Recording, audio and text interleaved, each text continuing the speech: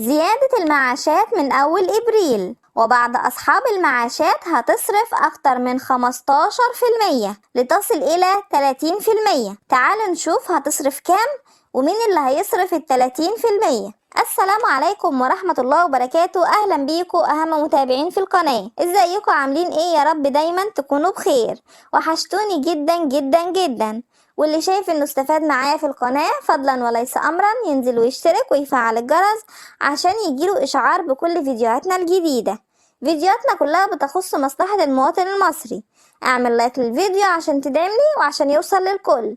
ويلا بينا نشوف الخبر اللي معانا النهاردة. بعد القرارات الأخيرة اللي اتخذها الرئيس عبد الفتاح السيسي، وذلك من اتخاذ إجراءات وحزم لتوفير حياة كريمة للمواطنين، حيث يتم إقرار الزيادة للمعاشات وزيادة المرتبات بداية من شهر إبريل، وذلك لمواجهة الضغوط من غلاء الأسعار وارتفاع مستوى التضخم بسبب الأزمات العالمية. فهناك بعض مستحقي المعاشات سوف يتم الصرف لهم زيادة 30%، وده سؤال جالي على القناة من أحد المتابعين: مين اللي هيصرف زيادة 15% ومين اللي هيصرف زيادة 30%؟ فبعد تصريح اللواء جمال عوض رئيس الهيئة القومية للتأمين الاجتماعي أن الحد الأدنى للزيادة هو 170 جنيه، وأيضا الحد الأقصى 1635 جنيه لعام 2023، وأن الصرف سوف يتم بداية من شهر إبريل القادم. ويوجد بعض الحالات اللي يمكنها صرف معاش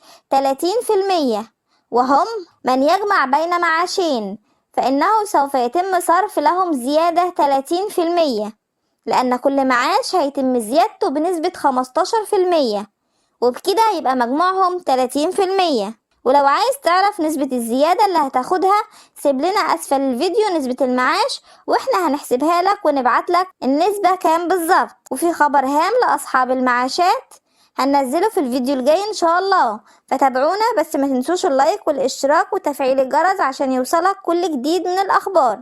انتظرونا، إلى اللقاء.